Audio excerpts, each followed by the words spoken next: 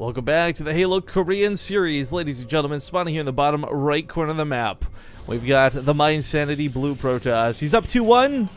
It's Rain. These guys keep changing colors. Yeah, we're a bunch of jerks. 9 o'clock position, playing as Red Zerg now, is Roots Hydra. Okay, so everyone thinks that I actually had a say in this map being made. I absolutely did, or this map intro. I absolutely did not, okay? Oh. No, like, yeah. So when the intro itself got made, I was like, oh, this is after the K-pop song. Let's have some fun with it. I made like this troll version. Well, in fact, that's actually what the MP4 file is saved as. Catalina troll version. But yeah. people loved it so much, and Zombie Girl fought for it literally on that mono battle, so... Right. When this map came out, I did mention the song, so it isn't some part my fault, because he didn't know it was a song, a K-pop song, but... I blame our subs. Our subs that let me down. I just woke up one day and he was like, "Lol, look at this intro," and he named it "Zombie Grub Intro," and everyone loved it, and I was like, "Joke's on you, buddy." Yeah, that backfired pretty hardcore. At the same time, it has kind of bred this weird cult. Like, I swear to God, there's some people out there who don't even like base rate TV, but they're like, "Oh, it's Catalina. Tune into base rate TV." Like, I'm sure like 50% of our subs definitely come from this intro. I would not be surprised. Yeah. I would not be surprised. If we ran a straw poll, I'm sure that would probably be fairly close to accurate. I think my two favorites are that one and the Fox. Is Foxtrot the whoop whoop whoop whoop? Yeah. Yeah. Those two are nice. I like Foxtrot. That one's that's my little baby. Oh. Not a big fan of merry-go-round though. Yeah, I don't like merry-go-round either. I don't actually know most of the map intros, just Catalina because I watched it, and then I finally saw merry-go-round. I saw people going yeehaw in the chat before I actually saw the map intro. Oh, so you never understood why they were doing like this sort of like I figured it was like... country, like I figured it out, right? But I finally watched it and I was like, oh, I hate country. Well, that intro comes from the StarCraft 2 jukebox, man. So I mean, yeah, copyright clear was #1 priority. That I did not even know of. Anyways, Rain's hiding this pylon. Hydra. If Hydra catches on, he might be panic. He might panic a little bit. Maybe. I don't know. It's not a whole lot's been used for it though, right? Not yet. I mean, that's where the Twilight, or the Stargate or whatever is gonna go down. Yeah, but that's one thing. Like the Overlord can still move over. You can still see this. It's not like this will be a. Oh, it got me off guard. I didn't see it coming. I would really hope that wasn't the case, right? Like the Overlord just stays there, doesn't see like the 6 gateways that go on the edge of that pylon. I know, you're like Hydra. You're like this fantastic player. Please. It actually happens a lot in King Sejong, or like, because they're in the back and like in the little corner, and there's like 6 gateways just right there, and they don't move the Overlord. He's moving it now. I mean, there's so much dead space in Catalina. Like, that Overlord should not die. He's actually moving it, but he's not going to see it. Yeah, I mean, he's going to come back in later, hopefully. Okay. Yeah, hopefully. I don't think that's the pylon to build any or to hide any structures or anything like that. Just because, like, that's a very. It's a very expected path. It's in the middle of expected path of the Overlord. So it's either the Overlord doesn't see it, or whatever that's being built there, Overlord would most likely see it, right? Yeah, well, with it being so close to the Nexus, I don't think it's about, like, you know, I'm gonna put my Dark Shrine here and really hope you don't see it. It just, it's gonna be just, I guess, like a possibility that, like, a Stargate, for instance, wouldn't be scouted.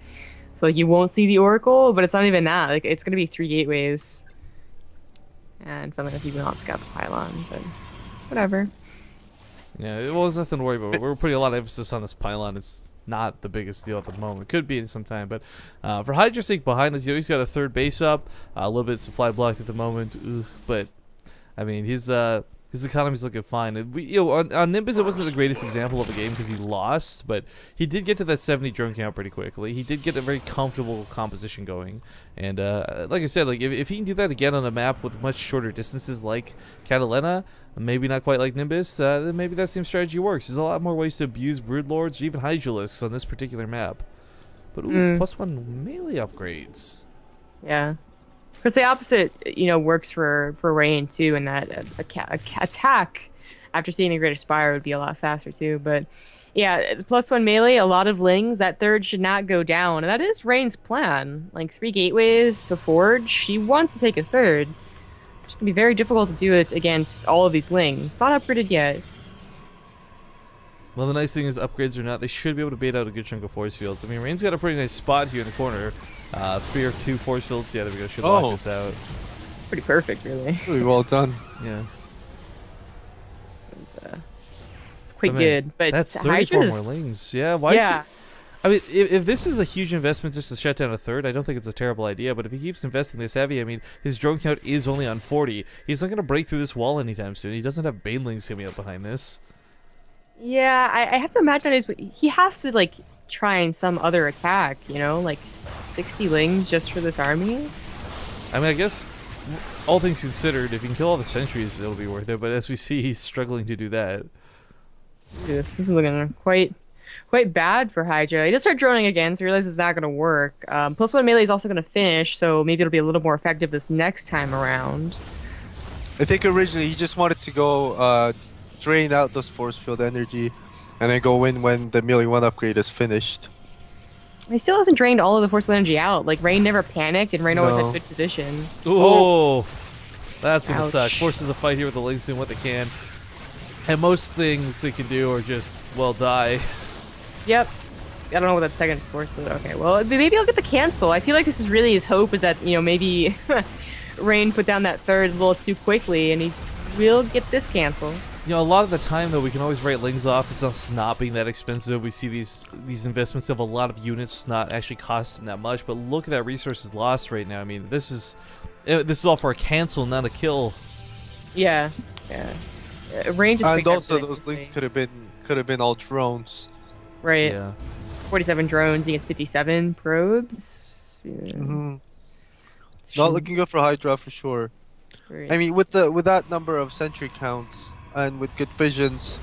Oh, look at this wall. And also scouting, yeah, and scouting in the main, Hydra probably didn't think Rain was gonna come out, you know, apply some pressure or anything like that. So all those links could have been drones. I don't know what this militia corps is doing. It's being brave. I really want to see if Hydras are right there. I gotta be honest, guys. Like the first 100 whatever Zerglings, all right, fine. But like the second investment here, this just seems a little bit off. I really, the sentries have been given so much time. They've regenerated a lot of the energy they spent earlier. There's a couple of roaches and maybe some hydralisks on the way, but this is. It's going to be impressive if Hydra can break Rain. But Rain has got a lot of defensive positions he can take on Catalina. There's a lot of ramps he can use force fields on. It's going to be, oh god, nigh impossible to actually get damage done on this army. And he's going to push out here. Always a possibility. He does have the militia corps with his army just a little bit off to the left. And he has 7 gateways. So, actually 8 gateways. It's not really an all-in, but it's a poke that could do a lot of damage. Since, well, Hydra, you know, only had to stop droning really recently. Like, he just busted out the 67 drones. Oh! It's just, it's such a tough spot to be in. We got, okay, group spines on the way for a second here. We got the +1 weapon upgrades. Hydralists are going to be pretty potent coming into this gateway army. And he's got a decent army supply. His drone count finally got up to closer to 70, but I feel like it took way too long to get to this point. I really like this 4th coming out, but Hydra is, for all purposes, a little bit quote-unquote still behind. Again, I just look at this resources lost and consider what he's lost so far this game for nothing. More lings also going to go down here. Yikes. It's such a good position in this little, like, bottom position of Catalina between the natural and the 3rd. It requires a lot of force fields, you know, to actually block off what is possibly 2 attacks. But just the concave on the low ground itself is already dangerous. Combined with the fact that Hydra just can't max out. If Hydra just went full on life and Nidus from their main, neither player is actually scouted the northern part of No one's gonna do that. Space. It's been like 4 months, Rifkin. I know, Let but I'm just saying, like, that, whatever taken in or out of context, like, Rain's army's all out here. You're right, this is the perfect place to defend. If you can't fight here, where are you going to fight other than the one exposed part of Rain's base? It's actually, no. I'm gonna say, like, the bottom of Catalina is actually a pretty bad place to defend at most times. Like, there's usually not enough force field to do so. But there's not enough army in this case for Hydra to even attack into this. And yeah, pushing out here with only 1 Colossus seems like, you know, like, Roach Hydra's pretty good, but it's not maxed out. Man, this is a lot of stalkers, but I'm looking at that sentry energy more so. These Hydras are going to get sliced and diced into 8s at a time. Trying to take an actual fight's just not going to happen. Guardian Shield's not once but twice to cover the entire army spread, and that's okay because he can afford it. I mean, he's losing all the sentries because he's just like... he's just like A-moving into army. it, yeah. Whoa, this Colossus sounds freaked out. Yeah. What the hell? That was weird. I saw that too. Went all the way up. Oh, yeah, that was weird. But with the Hydra, the Colossus is still alive and now on top of Rams and Chokes. There's no way. There's no abducts, there's no blinding clouds. Even if he kills that Colossus, truthfully speaking, these two Colossus aren't even the biggest threat. It's the fact that they're Blink Stalkers with +2 in such high quantity. I think Reigns about to lock down the series with a nice 3-1, and we'll see this guy go into the semifinals. GG. Yep. Yeah, well... Alright, so perhaps not the most climactic battle you've ever seen in your life, but a good one nonetheless. This will send Reigns